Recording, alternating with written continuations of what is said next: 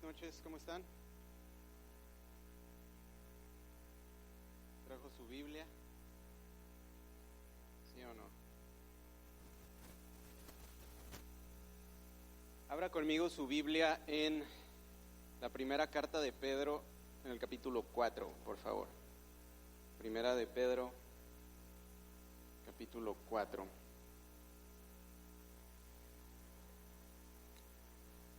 En las próximas 2 semanas vamos a terminar este capítulo.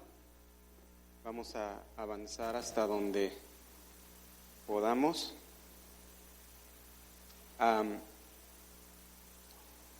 Primera carta de Pedro, capítulo 4. Dígame si está ahí. ¿Ya lo encontró? Casi al final.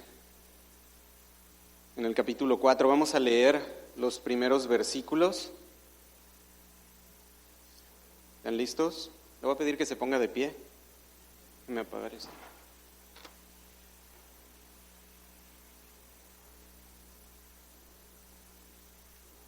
Listo. Antes de que me vuele mis apuntes.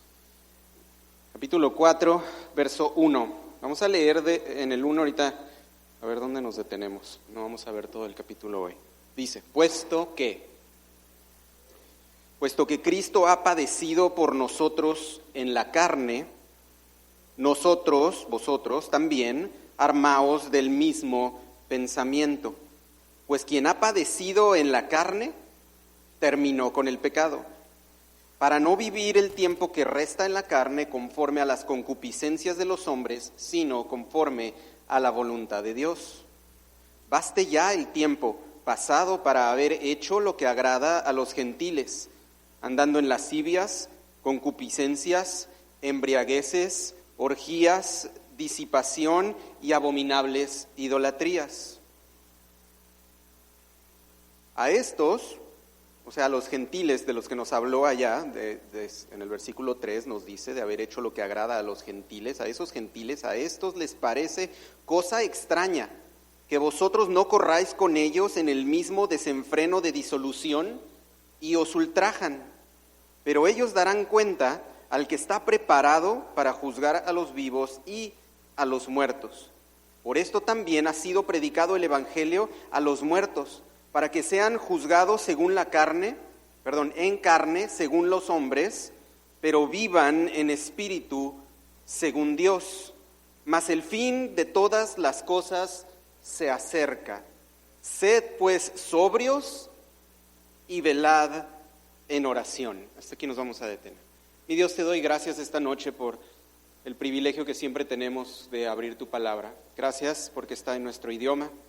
Gracias que estamos en este lugar reunidos y gracias por tu Espíritu Santo presente esta noche para ministrar a nuestras vidas y enseñarnos, Padre, las verdades eternas que tú has puesto en medio de estas palabras.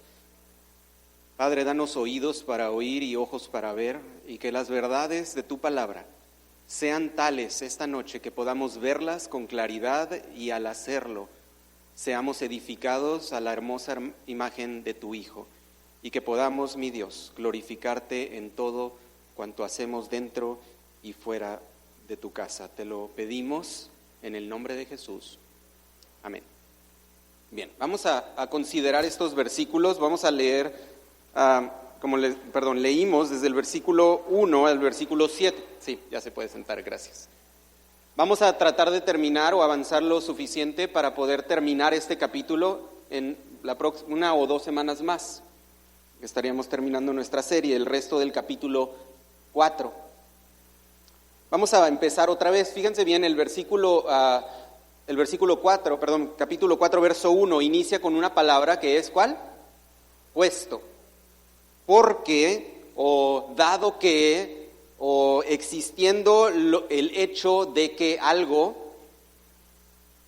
puesto que Cristo ha padecido por nosotros en la carne, vosotros también armaos del mismo pensamiento. Aquí hay varias cosas que podemos concluir. Obviamente no nos podemos regresar al inicio de la carta de Pedro a ver qué es lo que él está hablando, pero Pedro ha estado hablando desde el capítulo 1, Primero habló acerca de las realidades espirituales y luego redujo o bajó, podríamos decir, de las realidades espirituales hasta las realidades más naturales del ser humano, que son las relaciones interpersonales. Y nos habló acerca de cómo debemos comportarnos como empleados, cómo debemos comportarnos como jefes, como esposos, como esposas, como padres, como hijos, como esposos creyentes o con esposos no creyentes o viceversa. Prácticamente contempla absolutamente todo. Entonces Pedro, que es el que escribe esta carta, recorre desde las realidades espirituales hasta las realidades, repito, naturales, las cosas más básicas del comportamiento humano, las relaciones naturales del ser humano con toda persona con quien interactúa en esta tierra. De una o de otra manera, por más ermitaño que seas, si convives pues por lo menos en tu casa con tu familia, tarde o temprano tienes esa relación con alguien que tienes establecida y necesitas saber cómo es que Dios espera que te comportes bajo esos lineamientos. Todos tenemos que salir a trabajar y de una o de otra manera vas a tener que relacionarte con otros compañeros tuyos de trabajo, con tus jefes, o si tienes personas bajo tu autoridad, vas a tener que ver cómo le haces con ellos. Sales a la calle y tarde o temprano interactúas con otras personas, tarde o temprano cruzas una calle o te detienes en un alto y tienes un lineamiento que seguir y una autoridad que está por encima de ti que también gobierna, o a lo mejor tú formas parte de esa autoridad y necesitas ejercerla. Entonces Pedro nos está llevando a decir, esta es una realidad, y entonces llega al capítulo 4, habiendo contemplado todas estas cosas, y entonces dice, puesto que Cristo ha padecido por nosotros en la carne, puesto que Cristo ha padecido por nosotros en la carne, dice ahí, porque Jesús padeció, y aquí la palabra padecer significa sufrir. Eso es lo que significa. Porque Cristo sufrió por nosotros en la carne.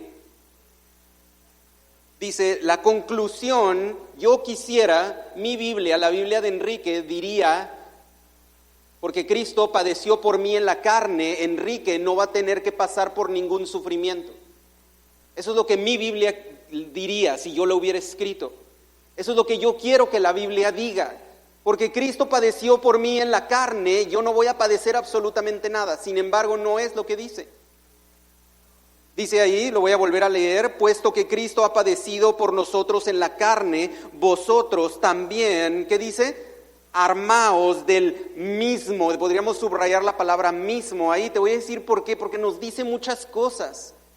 Fíjate bien, número 1, voy a hacer ciertas conclusiones.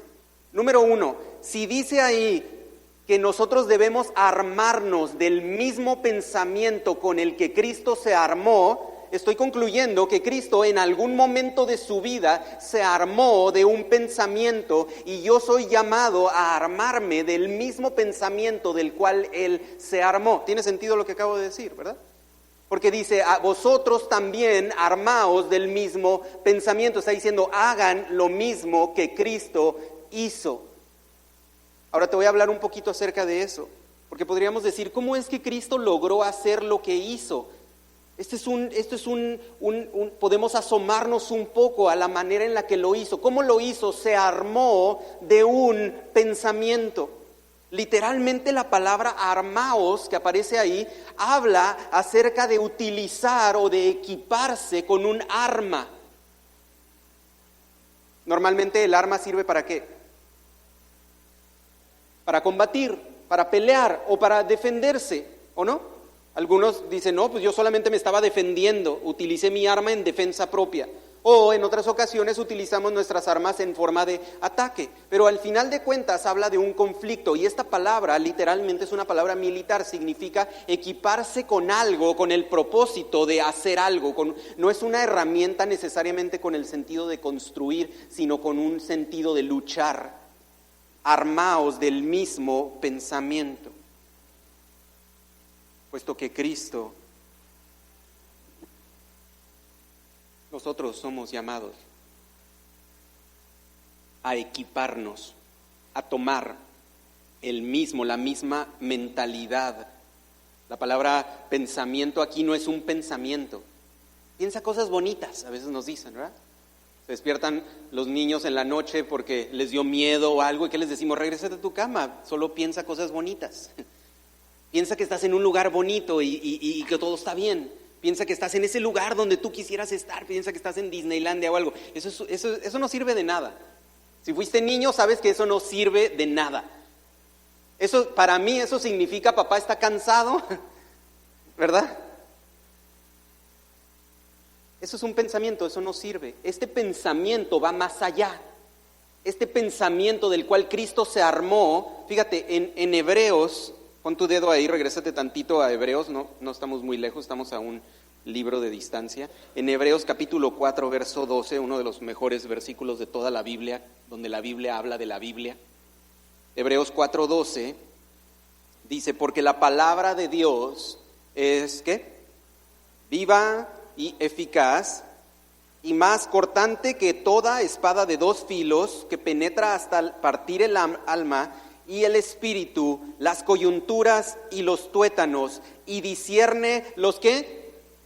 Pensamientos y las intenciones del corazón. La palabra pensamiento aquí es la misma palabra que acabamos de leer ahí en Pedro. De hecho es el único otro lugar en la Biblia donde se usa esta misma palabra para hablar de este pensamiento. Va más allá, es algo que está arraigado. En Hebreos nos dice que la palabra de Dios tiene la capacidad de meterse hasta los escondites más profundos del corazón, sacar las realidades, sacar y ver la verdad de lo que nosotros mismos juramos que es contrario. O sea, cuando nosotros decimos no y la Biblia logra meterse hasta decir, tu realidad es que sí, se mete hasta los pensamientos que forjan la base de lo que el ser humano es. Por lo tanto, cuando en Pedro aquí nos dice, armaos del mismo sentir, Pedro nos está pidiendo que hagamos lo mismo que Cristo hizo. Algo que Cristo hizo en su vida, que lo llevó hasta la máxima gloria, que lo hizo que Él pudiera lograr el propósito para el cual Él había sido enviado. Él desde el primer día que estuvo aquí les dijo a sus papás cuando lo encontraron que perdido, y Él les decía, en los negocios de mi Padre me conviene estar, para eso estoy aquí.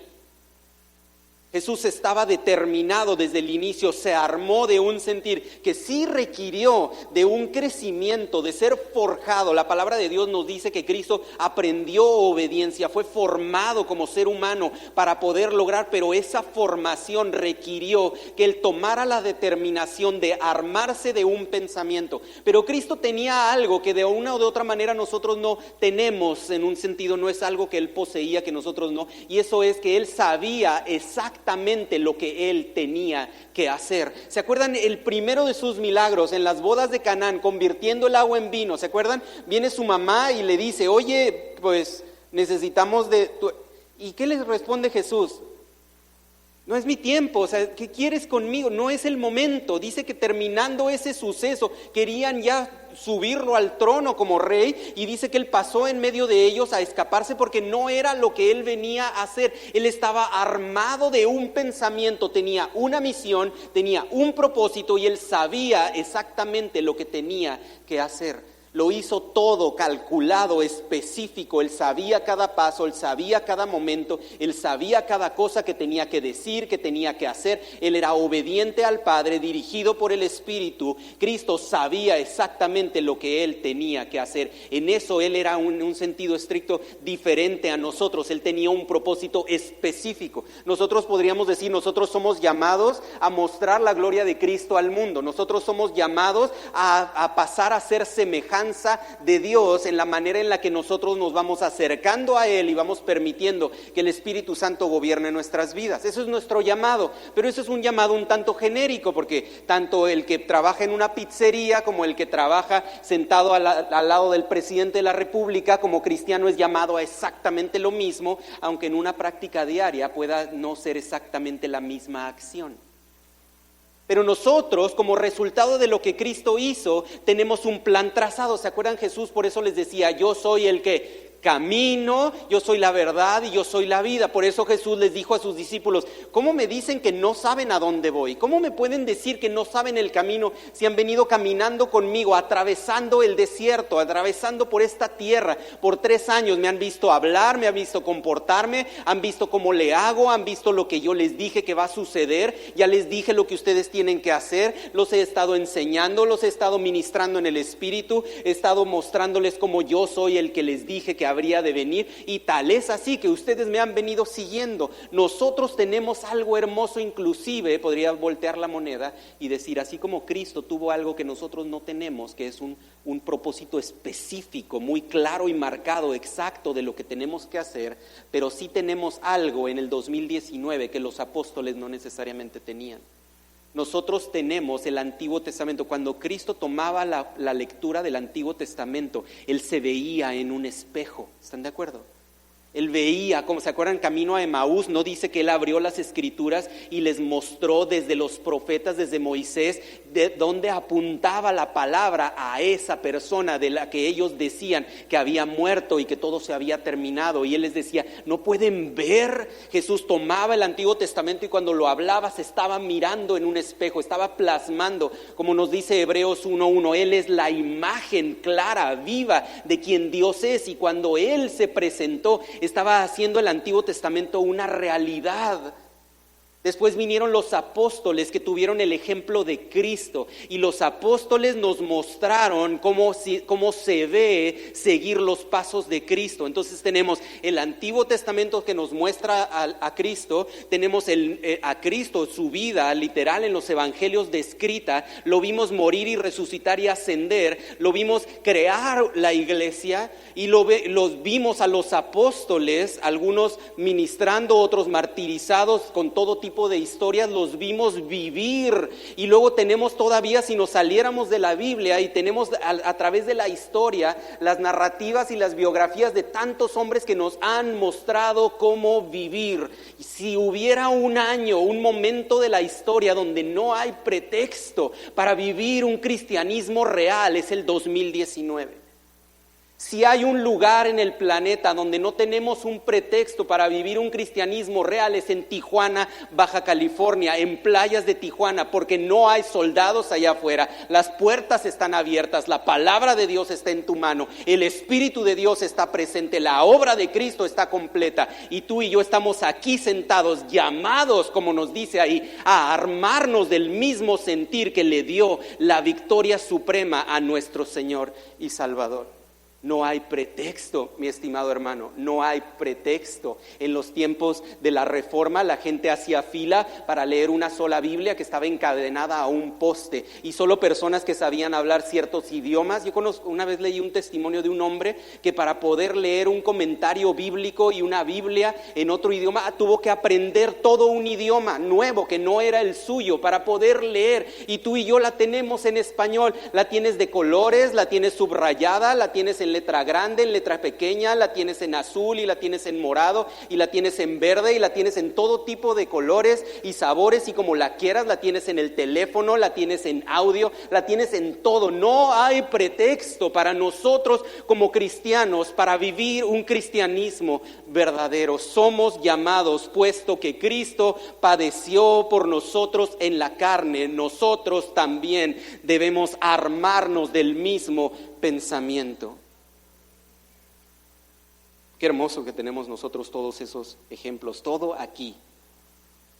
Las imágenes de Cristo en el Antiguo Testamento, su ministerio en la tierra en los evangelios, el nacimiento de la iglesia en el libro de los Hechos, y todas las cartas apostólicas describiéndonos con tal claridad la manera en la que no nada más ellos vivieron, sino nosotros debemos vivir. ¿Qué tan difícil puede ser? Si fuera poco,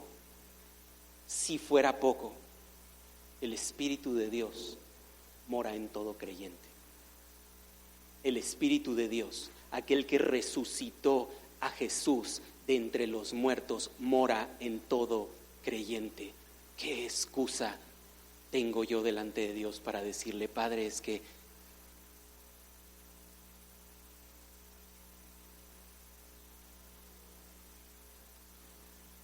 Vamos a la siguiente parte. Armaos del mismo pensamiento. Va, siguiente. Pues aquel que no está hablando de quien dice, si alguien, el que ha padecido en la carne, terminó con el pecado. El que ha padecido en la carne, terminó con el pecado. ¿Qué significa esta frase? Les voy a confesar algo. Estaba yo estudiando y le decía yo a mi esposa, no puedo seguir. Pedro y yo somos dos personas completamente diferentes mentalmente. No, me cuesta mucho trabajo poder seguir su tren de pensamiento. Es difícil para mí. Y sin embargo, aquí nos dice, pues quien ¿qué dice? Padecido en la carne, terminó con el pecado. Y te voy a dar algunas de las cosas que algunas personas dicen y algunas conclusiones que nosotros podríamos hacer de lo que esa frase significa. Por ejemplo, número 1, podríamos pensar que eso significa que Cristo es aquel que padeciendo en la carne terminó totalmente con el pecado, y recurrimos a la cruz y decimos, Jesús dijo consumado es, y por lo tanto el pecado en ese momento fue destruido, fue terminado por completo. Pero no estoy diciendo que no es cierto, sin embargo, eso no tiene nada que ver con lo que Pedro nos está diciendo. ¿Qué tiene que ver eso? Entonces, ¿por qué me diría que me debo de armar de un sentir si en la cruz Cristo consumó todo y ya no me tengo que preocupar por el pecado? Entonces, ¿para qué un sentimiento o un pensamiento y para qué una responsabilidad me es dada? ¿De qué me sirve saber el ejemplo de Cristo? Con que me digan que Cristo ya lo quitó todo, pues entonces ya es suficiente. Entonces, esa no es una posible conclusión.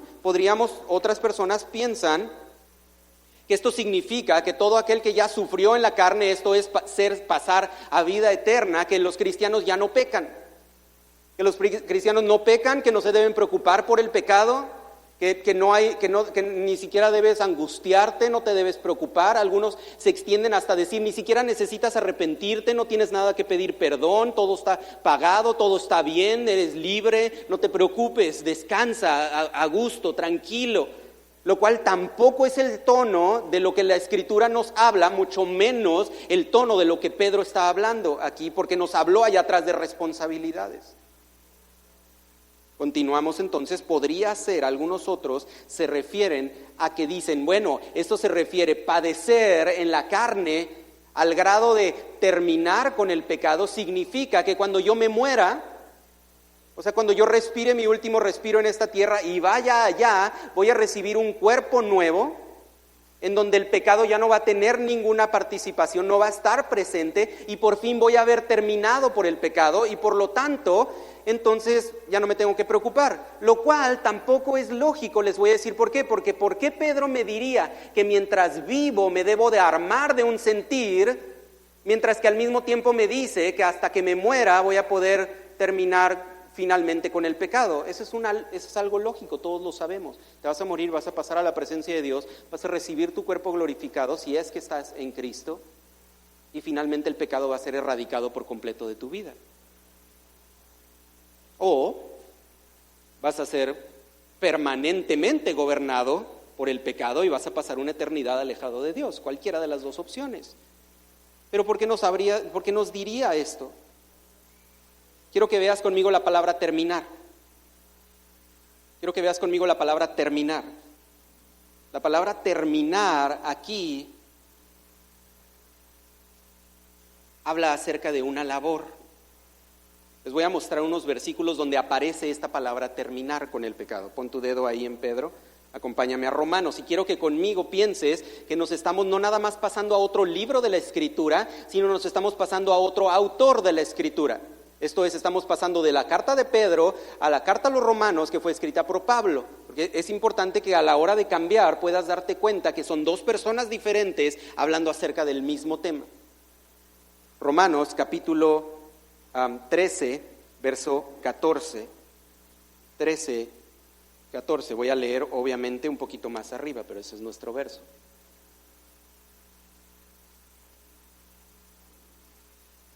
Verso 12.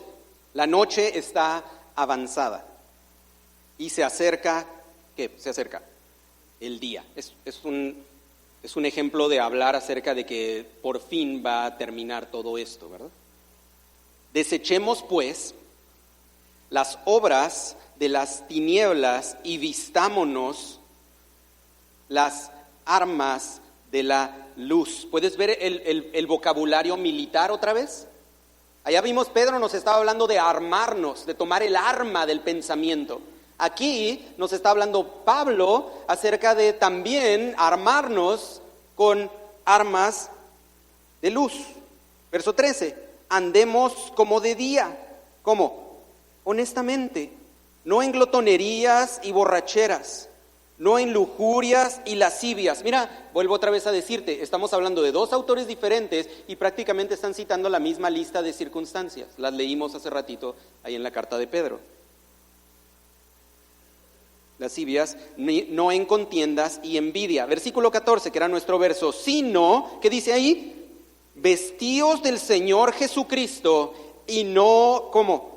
Proveáis para los deseos de la carne. En versión Pedro nos dice, armaos del mismo sentir. Pablo nos dice, vestíos del Señor Jesucristo y no proveáis para los deseos de la carne. Aquí la palabra proveer significa, escucha bien, significa permitir que algo suceda. Permitir que, dime, espero no ser el único, por favor te pido que te identifiques conmigo. ¿Alguna vez has estado desde lejos viendo algo y tú sabes que algo malo va a pasar? Alguien está a punto de tropezarse o algo y solo te sientas ahí desde lejos y no dices absolutamente nada. ¿Esperas hasta que suceda? Eso es lo que proveer significa. Significa una de dos: sentarte en un lugar sabiendo que algo va a suceder y no hacer nada para detenerlo, o sentarte en un lugar y saber que algo va a suceder y permitir o hacer todo lo necesario para que suceda. Te levantas por la mañana y por la tarde planeas algo que sabes no es agradable a los ojos de Dios, y en lugar de hacer algo para detenerlo, te aseguras que suceda. Eso es proveer para los deseos de la carne. Significa ayudarle o no interrumpirle. Eso es lo que proveer significa. Vestíos del Señor Jesucristo y no permitas, hazte responsable. Sabías que iba a suceder, ¿por qué no hiciste nada? O sabías que iba a suceder y ¿por qué lo permitiste? Porque hiciste lo que tenías que hacer para participar y dejar que sucediera. Esto es en Romanos. Aquí vamos adelante a Gálatas, capítulo 5, verso 16. Gálatas 5, 16. Es el mismo Pablo hablándole a otra congregación diferente donde están personas también. 5, 16. Y dice, digo pues, ahora, andad en el Espíritu y no satisfagáis los deseos de la carne. Se parece, ¿no? Vestíos del Señor Jesucristo, ¿verdad? Y no permitas, no ayudes, no dejes, interrumpe, detente. Aquí, andad en el Espíritu. Por lo tanto, te voy a dar estos tres, vamos a juntarlos. Vestirte de Cristo, andar en el Espíritu y armarte del pensamiento que Cristo tuvo, todo es lo mismo. Porque a veces mistificamos mucho, ¿o no? Mistificamos mucho. A veces, no, me voy a vestir del Señor Jesucristo. Y no sé qué te imaginas que eso significa. O voy a andar en el Espíritu. No sé qué significa, pero en palabras de Pedro, que es mucho más práctico, a lo mejor Pablo es un poquito más así, más romanticón en sus palabras.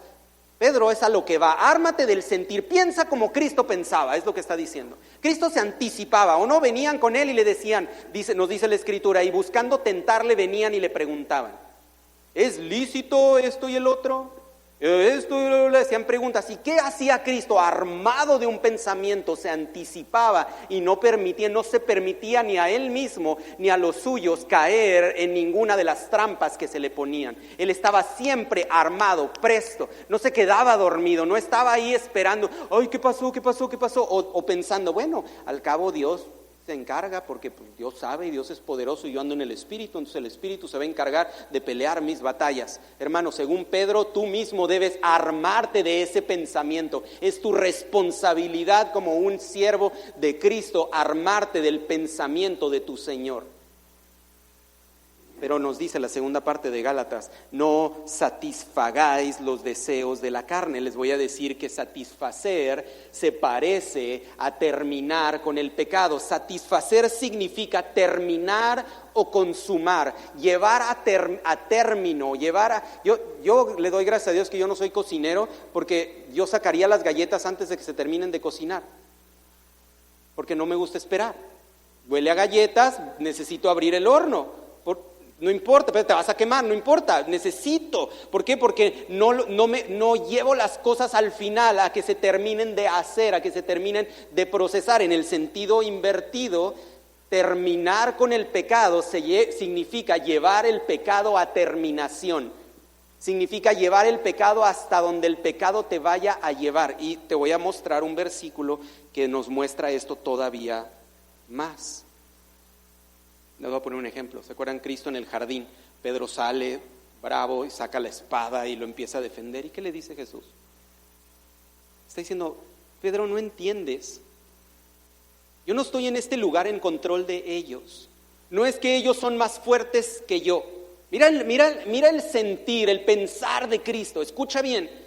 Aplica esto a tu vida bajo cualquier circunstancia, en tus pleitos con tu esposa o con tu esposo, en tus pleitos con tus hijos o con tus padres, en tus pleitos en el trabajo, en tus pleitos cualquier cosa que suceda. Mira cómo Jesús pensaba. Jesús le estaba diciendo a Pedro, tú podrás estar pensando, Pedro, que estos cientos de hombres que salieron con palos y armas a venir contra mí, tú podrás pensar que ellos están en control, pero nada sucede. Si yo trueno los dedos, esto se acaba. Sucede porque lo permito. Y ahora, no significa que tú permites que las cosas sucedan. Estoy hablando de Cristo. Otra vez, estoy hablando de Cristo. No significa yo voy a dejar que las circunstancias... No dije eso en lo absoluto. No, es en totales. Volteas con Él y tú le dices, Jesús, ¿están ellos aquí? ¿Qué hacemos? ¿Atacamos o nos sentamos? Y si nos sentamos, no importa lo que digan, no importa que digan que son más fuertes, no importa que digan que están en control, es irrelevante. Si tú dices, me siento. Y Jesús le dijo a Pedro, guarda tu espada. Restauró la oreja de aquel hombre que le había cortado la oreja y le dijo, así no es como funcionan las cosas. Nosotros somos llamados entonces a no llevar a terminación. Avanza conmigo a Santiago. Y no es una casualidad. Pedro, ya leímos lo que Pedro dijo, ya nos fuimos a Romanos y a Gálatas con Pablo, ahora vamos por Santiago. Santiago capítulo 1, versos 12 en adelante. ¿Listos? Dice, bienaventurado el varón que soporta la tentación, porque cuando haya resistido la prueba, recibirá la corona de vida que Dios ha prometido a los que le aman.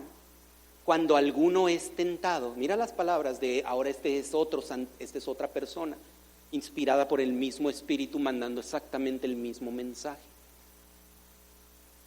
No diga que es tentado de parte de Dios, porque Dios no puede ser tentado por el mal, ni Él tienta a nadie. Verso 14, sino que cada uno, ¿qué?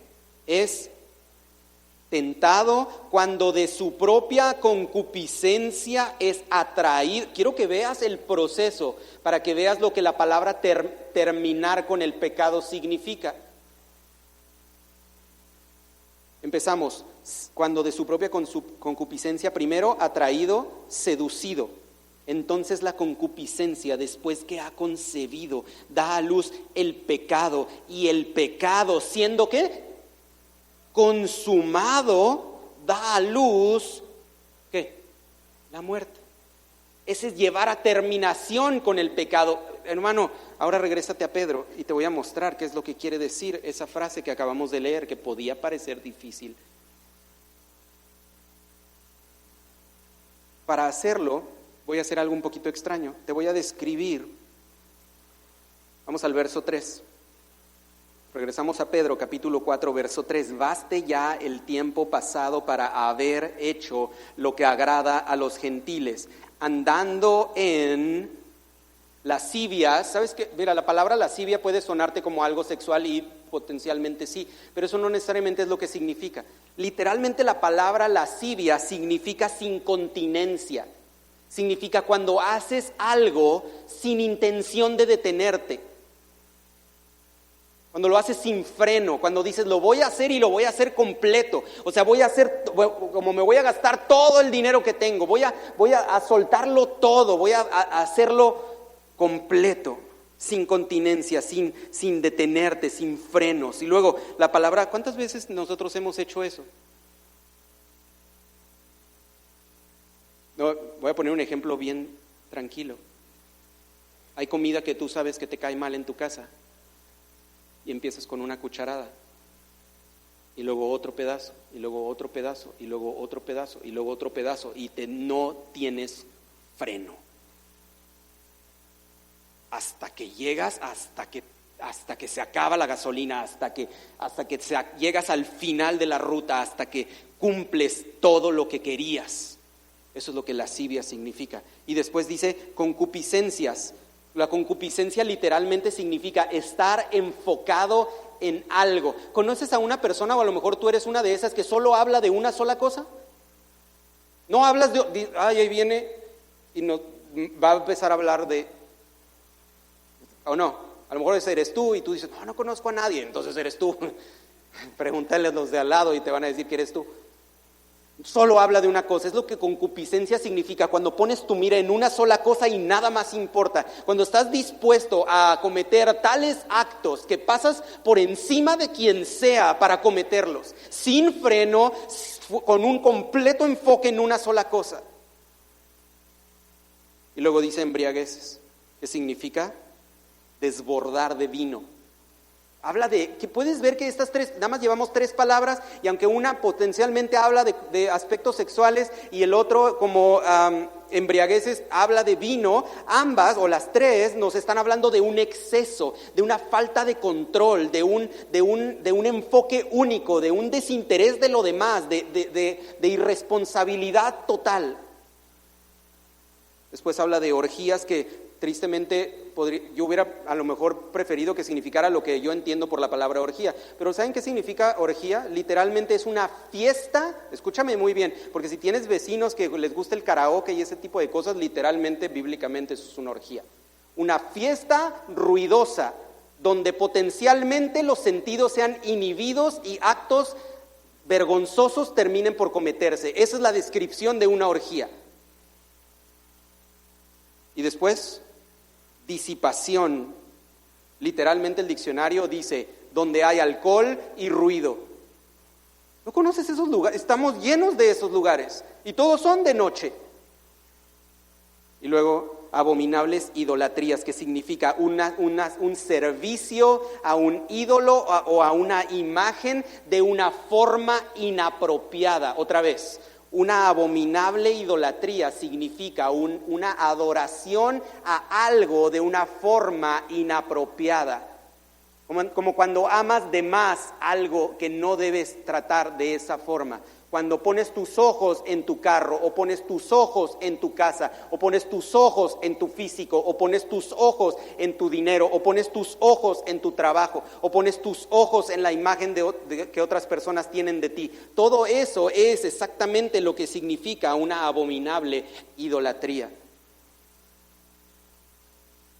Mi estimado hermano, no sé de cuántas tú de estas has participado, pero asumo que todos hemos estado en una actividad donde haya descontrol, donde haya ninguna intención de tomar en cuenta a otras personas, donde estamos dispuestos a darlo todo sin importar el precio en un momento. Te lo encuentras los domingos cuando la gente se levanta y dicen, no lo vuelvo a hacer. ¿Verdad que sí?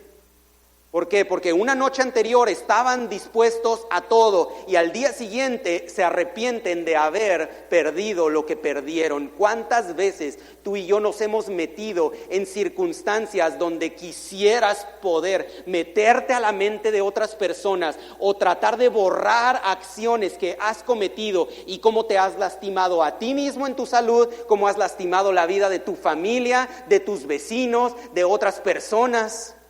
Porque vivimos en tiempos donde todo mundo apunta el dedo a aquellos que hacen ciertas cosas contra no sé qué personas, pero todos somos autores de cosas crueles contra personas a quien decimos amar. tú dices, hermano, esto no parece que nos estás hablando. Fíjate lo que te voy a decir ahora. Ahora sí podemos entender lo que padecer significa.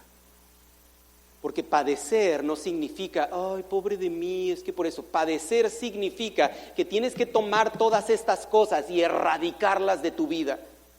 Que tienes que armarte de un pensamiento como Jesús, en donde no actúas como Pedro, sino actúas como Cristo. Donde no sacas la espada creyendo que puedes contra un ejército porque puedes. Porque si te esfuerzas lo suficiente, o porque Dios está contigo, o porque nos aventamos a hacer cuanta cosa creyendo que estamos avalados y no nos hemos detenido a considerar la realidad de las circunstancias, las personas a nuestro alrededor. Y para mí esa es la descripción literal de padecimiento. Cuando sí se acercan algunos de mis hijos y yo no estoy a lo mejor de humor para tener una conversación o enseñar algo o hacer algo o ayudarles con algo, y tengo que armarme de un sentir porque pienso, mi Cristo me recibe en cualquier momento, y yo como Padre terrenal debo y soy responsable de hacer por lo menos lo mismo con mis propios hijos, si no con otras personas.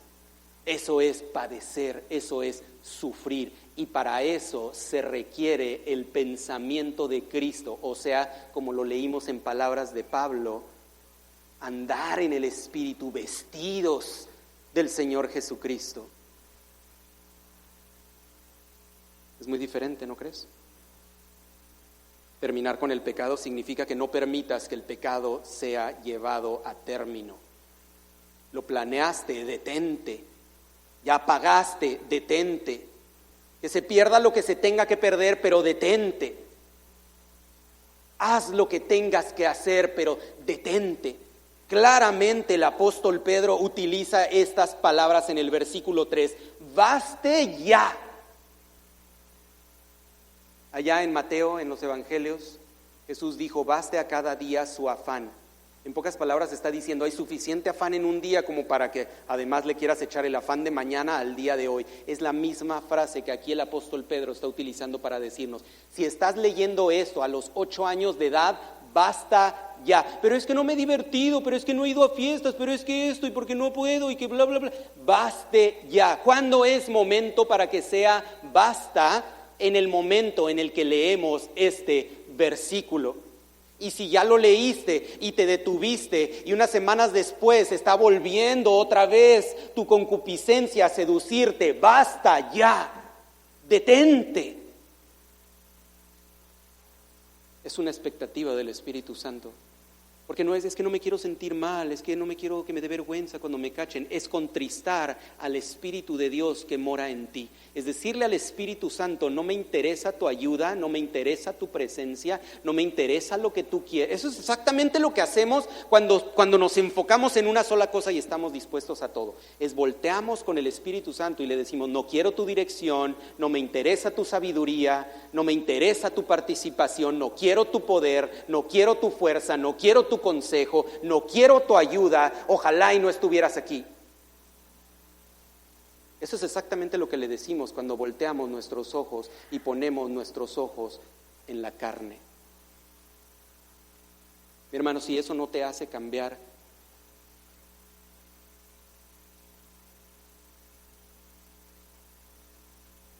a estos, versículo 4,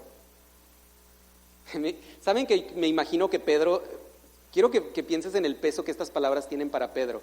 Pedro estuvo calentándose al fuego afuera de donde tenían a Jesús arrestado, ¿se acuerdan? Y estaba una muchacha ahí a un lado. Y le decía, tú eres uno de ellos, ¿no? Ahora lee conmigo estas palabras pensando que Pedro fue ese hombre. A estos, o sea, a los gentiles que andan en todo este rollo, les parece cosa extraña que vosotros no corráis con ellos en el mismo desenfreno de disolución y os blasfeman, podríamos traducir la palabra ahí. Hablan mal de vosotros, te insultan, te agreden, te critican. Me imagino que en la mente de Pedro está la voz de la jovencita diciéndole, tú eres uno de ellos. Y en su mente está, yo le contesté, dice la Escritura inclusive que él llegó al punto de blasfemar. La decisión final es entre blasfemar o ser blasfemados. El armarte del sentir de Cristo es la diferencia entre blasfemar y ser blasfemados. Es entre hablar mal de Cristo o que ellos hablen mal de ti por seguir a Cristo. No es un pecadito, no es una mentirita blanca, no es un pequeño desliz. Es blasfemar o ser blasfemado. Es contristar al Espíritu Santo o someter mi voluntad a la suya. No hay dos. Y para eso se requiere padecer. Porque duele, porque la carne te grita, porque la carne se estira, porque la carne resiste, porque la carne no quiere ceder. Pero como cristianos, repito, en el 2019 no tenemos excusa para vivir un cristianismo digno. No tenemos excusa. Y esto no es una cuestión de, es que no te debes andar sintiendo mal por todo lo que haces. La condenación de tus pecados fue puesta en la cruz si tú has puesto tu fe en Cristo Jesús para el perdón de tus pecados. No estoy hablando de irte al infierno. Estoy hablando, fíjate bien lo que dice ahí. Vamos a continuar leyendo. Dice, fíjate de lo que... Pero ellos darán cuenta al que está preparado para juzgar a vivos y a muertos. ¿Qué quiere decir eso? Ahora ya está hablando de vivos y muertos. En pocas palabras está Pablo diciendo que muy probablemente vamos a sufrir de una forma bastante grave, como resultado de tener que hacer lo que tenemos que hacer, de vivir el cristianismo que somos llamados a vivir. Lo estamos viviendo el día de hoy, mi hermano. Nunca antes en la historia había sido tan diferente ser un buen cristiano de ser un buen ciudadano. Antes ser un buen ciudadano y ser un cristiano era más o menos lo mismo. Hoy es completamente diferente, porque un buen cristiano abraza pensamientos e ideologías que no son bíblicas. Un buen cristiano tiene que luchar contra resistirlas y al mismo tiempo hacerlo en amor. Nos pone todavía más difíciles. Nunca antes había sido tan difícil. ¿Cómo le haces ahora para en amor tratar de hacer entender a una persona por qué no puedes aceptar algunas decisiones gubernamentales o decisiones de ciertas personas o conductas inapropiadas porque es contra la Biblia, y al mismo tiempo no sonar como que estás juzgando o acusando o enviando a la gente al infierno, sino por el contrario clamando a través, como dice el apóstol Pedro, utilizando el ministerio de la reconciliación, y dice la Escritura como si rogásemos, reconciliados con Dios.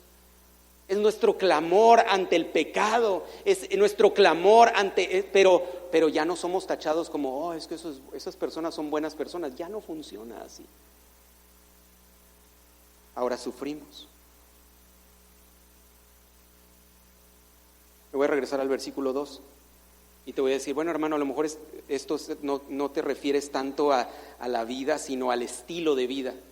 ¿Hasta dónde debe afectar, para terminar, hasta dónde debe afectar tu vida, entre comillas? ¿Hasta dónde debe afectar tu vida el que te armes del pensamiento del cual Cristo se armó? ¿Hasta dónde? Fíjate bien, dice el versículo 2, para no vivir el tiempo que resta en la carne. O sea, mientras te mueras, resumidas cuentas. Pero ¿se fijan la palabra vivir ahí?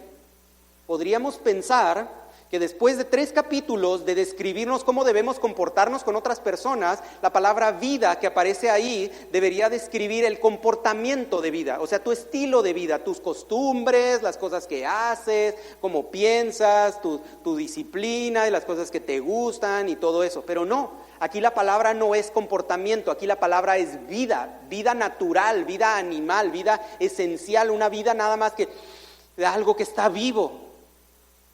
Sale de donde sacamos nosotros la palabra biología, la vida natural. Dice, para no vivir la vida natural. Esto debe impactar hasta la manera en la que comemos. Debe impactar lo que comemos. Debe impactar lo que vestimos.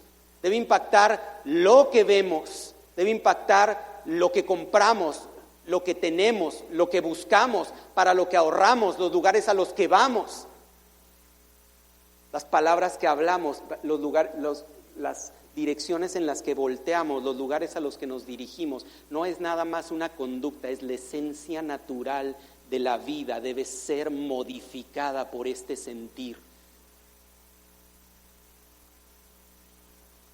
Y no nos podemos dar el lujo.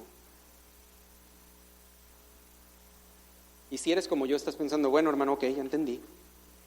Dice Pedro que Cristo padeció, sí entiendo que Cristo padeció, de ahí depende mi salvación. Y sí puedo entender que soy llamado a armarme de ese mismo pensamiento, pero ¿qué es lo que armar ese mismo pensamiento? Te lo describí hace rato, hermano.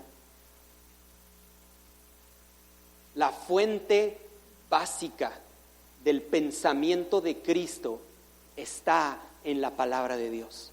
Otra vez, la fuente básica del pensamiento de Cristo está en la palabra de Dios. ¿Por qué? Porque se los dije hace rato, el Antiguo Testamento nos describe a Cristo, los evangelios nos muestran cómo Cristo vivió. Los libros históricos del Nuevo Testamento nos enseñan cómo Dios edificó su iglesia y cómo formó a sus apóstoles. El liderazgo de la iglesia y la forma básica del evangelismo, la manera en la que Dios espera que se extienda. En ocasiones fue de forma milagrosa, en ocasiones tuvieron que viajar, inclusive naufragar, y sufrieron muchas cosas.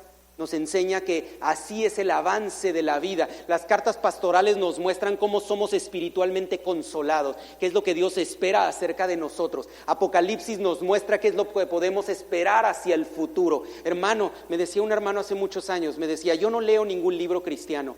Y me decía, cuando yo haya leído estos 66 y estos 66 hayan sido aplicados completamente a mi vida, entonces podré considerar leer algún otro libro.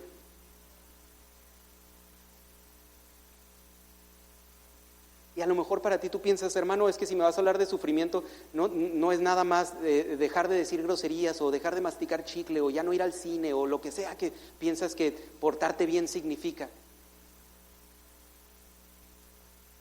Apagar la televisión y abrir la palabra de Dios. Una cosa que me ha enseñado a estudiar la palabra de Dios es que cuando yo me he preguntado, Dios, ¿por qué cuando lo traduces, por qué tengo que ir a revisar para saber exactamente qué es lo que ahí quería decir? ¿Por qué Pedro escribió así y no le entiendo y tengo que leer y leer y leer y leer? Ir al diccionario y sacar la palabra y ver qué es lo que quiso decir y luego ir a escritos y tratar de ver qué es lo que otras personas que han estudiado mucho más que yo han opinado acerca de este pasaje y complementar y orar y orar y orar hasta permitir que el Espíritu de Dios. Es porque la Biblia no es cualquier libro, porque la Biblia no se lee, la Biblia se medita, porque la palabra de Dios se mastica, la palabra de Dios es dulce como la miel, la palabra de Dios es un tesoro escondido y aquel que encuentra el tesoro va y vende todo lo que tiene y compra la tierra para poder sacar y expulgar y recuperar todo lo que ahí hay.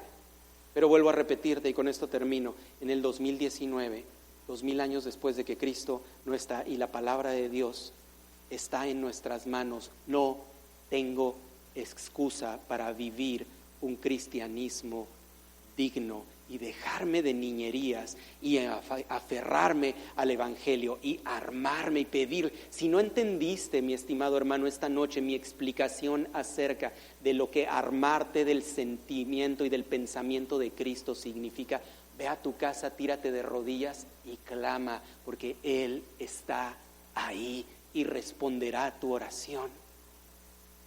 Pero sufre, en el sentido positivo, paga el precio, toma tu cruz. Estaba leyendo un testimonio de un hombre que dicen pasó 18 años en la cárcel por ser cristiano, 8 de ellos solo, sin poder hablar. Lo encarcelaron a solas porque con quien lo ponían hablaba de Cristo.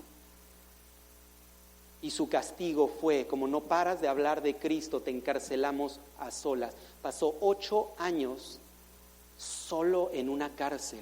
Salió de ahí y escribió un libro. Se memorizó 300 sermones que escribió con su propia mente a través de la meditación de la palabra. Y decía, escucha bien estas palabras porque te acabo de dar el testimonio de un hombre que pasó todos esos años. Yo no he pasado ni medio día en la cárcel.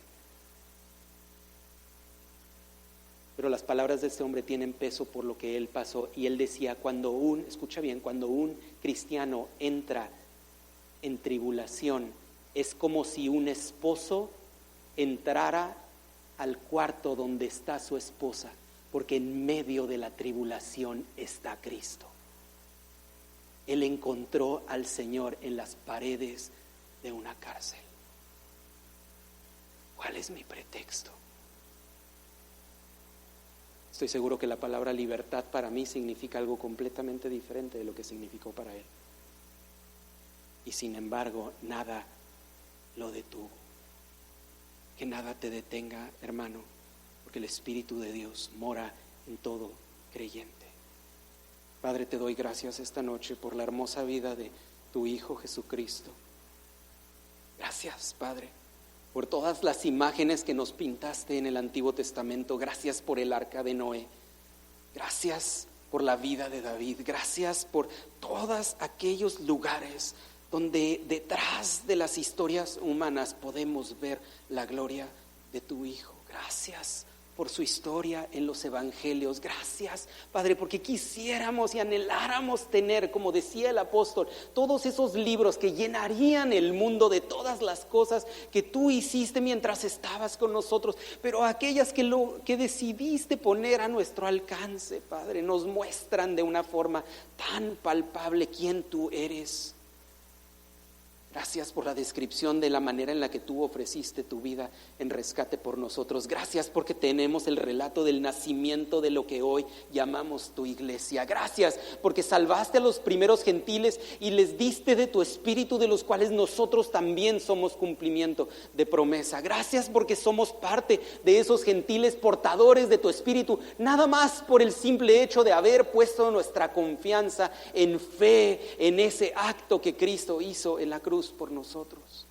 Gracias, Padre, porque le enseñaste, como decía tu palabra, a Pablo que lo necesario y cuán necesario era padecer por tu nombre, y en sus padecimientos nos gloriamos nosotros también, y recibimos de su enseñanza, y recibimos de todo lo que él vivió, y todo lo que él hizo, y todo lo que tú hablaste a través de él, y somos fruto, mi Dios. Te damos gracias.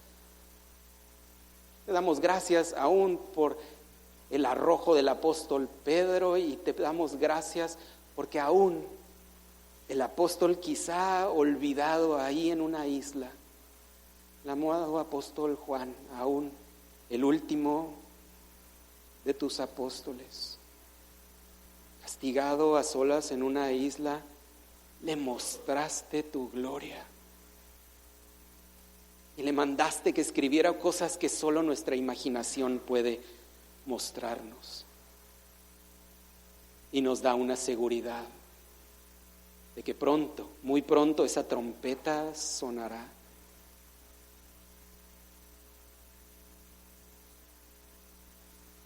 Y para citar tu palabra, esta noche te pido, Dios, nos des fuerza, como dice el versículo 7, sabiendo que el fin de todas las cosas está cerca. Danos fuerza para ser sobrios y velar en oración. Danos fuerza para tener entre nosotros ferviente amor, para cubrir multitud de pecados entre nosotros mismos y extender brazos perdonadores, para clamarle al mundo que se encuentra perdido en sus pecados, que tú eres un Dios perdonador. Danos fuerza para vivir como es digno. Danos fuerza para vivir como dignos siervos tuyos, mi Dios.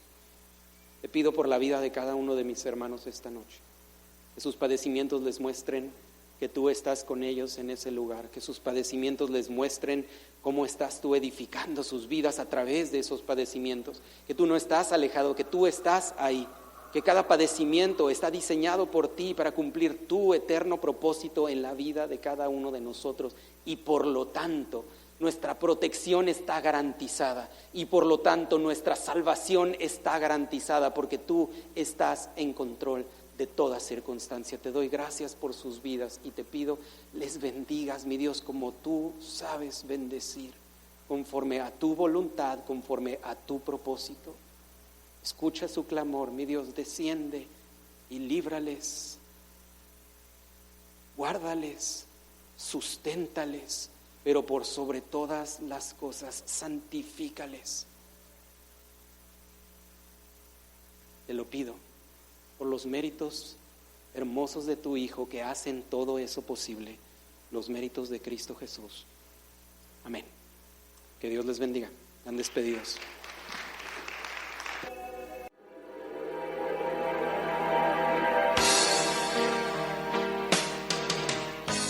Tu palabra es lámpara a mis pies y lumbrera mi camino. Tu palabra aumenta mi fe y ordena mi destino, y por eso hoy puedo andar en libertad, pues conozco tu verdad. Tu palabra me ha dado vida, más dulce que la dulce miel es tu palabra, más rica que toda riqueza es tu santa palabra. Sé que un día tú regresarás y en una nube nos levantarás, cuando suene la trompeta y estarás. Sueño de lo celestial, calles de oro y un mar de cristal, cuando suene la trompeta y estarás.